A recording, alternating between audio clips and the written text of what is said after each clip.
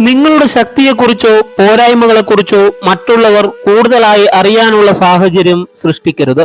രണ്ടും ഭാവിയിൽ ഗുണകരമല്ലാത്ത സാഹചര്യം സൃഷ്ടിക്കും. നിങ്ങളുടെ ശത്രു തെറ്റു ചെയ്യുമ്പോൾ ഒരിക്കലും തടസ്സപ്പെടുത്തരുത്. സംഘർഷം കൂടാതെ ശത്രുവിന്റെ പ്രതിരോധം തകർക്കുന്നതാണ് പരമോന്നത മികവ്.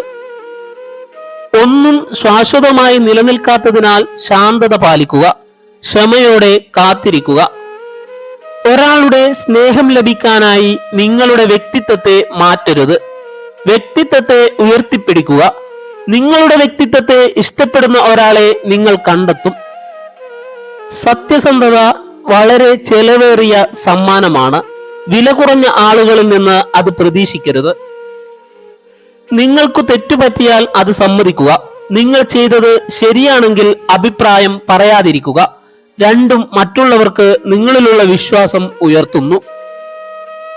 ഉപ്പുവെള്ളത്തിൽ വീണാൽ ഏറ്റവും മികച്ച വാളും തുരുമ്പെടുക്കും. ഭൂമിയിലെ ഏറ്റവും ബുദ്ധിമുട്ടുള്ള ദൗത്യം നിങ്ങളുടെ സ്വപ്നങ്ങളിൽ ശ്രദ്ധ കേന്ദ്രീകരിക്കുക എന്നതാണ്. പരാതി പറയുക എന്നതാണ് ഏറ്റവും എളുപ്പമുള്ള ജോലി. നിങ്ങളെ സ്നേഹിക്കുന്ന ഒരു വ്യക്തിയെ ഒരിക്കലും അവഗണിക്കരുത്. കാരണം കല്ലുകൾ ശേഖരിക്കുമ്പോൾ വജ്രമാണ് നഷ്ടപ്പെട്ടത് എന്ന് ഒരു ദിവസം നിങ്ങൾ മനസ്സിലാക്കും. നിങ്ങളുടെ കഴിവും മൂല്യവും നിങ്ങൾക്കില്ലെങ്കിൽ ആരെങ്കിലും നിങ്ങൾക്കത് നൽകുമെന്ന് പ്രതീക്ഷിക്കരുത്. സന്തോഷിക്കാൻ രണ്ട് വഴികളുണ്ട്. നിങ്ങളുടെ സാഹചര്യം മാറ്റുക, അല്ലെങ്കിൽ ആ സാഹചര്യത്തോടുള്ള നിങ്ങളുടെ ചിന്താഗതി മാറ്റുക. സത്യം അറിയാം, സത്യം കാണാം, പക്ഷെ അപ്പോഴും കള്ളം വിശ്വസിക്കുക എന്നതാണ് വിഡ്ഢിത്തം.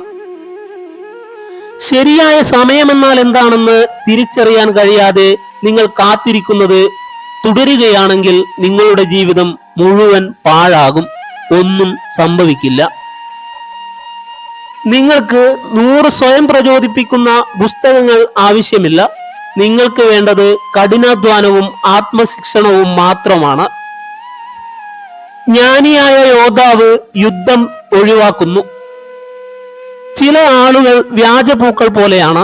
അവർ അകലെ നിന്ന് മനോഹരമായി കാണപ്പെടുന്നു, പക്ഷേ നിങ്ങൾ അടുത്തു പോകുമ്പോൾ അവ എത്ര ഉപയോഗശൂന്യമാണെന്ന് നിങ്ങൾക്ക് മനസ്സിലാകുന്നു.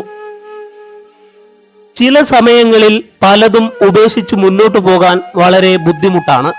എന്നാൽ നിങ്ങൾ അവ ഉപേക്ഷിച്ച് മുന്നോട്ടു പോകുമ്പോൾ നിങ്ങൾ ഇതുവരെ എടുത്തിട്ടുള്ളതിൽ വെച്ച് ഏറ്റവും മികച്ച തീരുമാനമായിരുന്നു അതെന്ന് നിങ്ങൾക്ക് മനസ്സിലാവും. മത്സരത്തിൽ ശക്തമായതിനെ ഒഴിവാക്കുക, ദുർബലമായതിനെ ആക്രമിക്കുക. പ്രതിസന്ധികളിൽ വിജയം കണ്ടെത്തുമ്പോഴാണ് വിജയം സംഭവിക്കുന്നത്.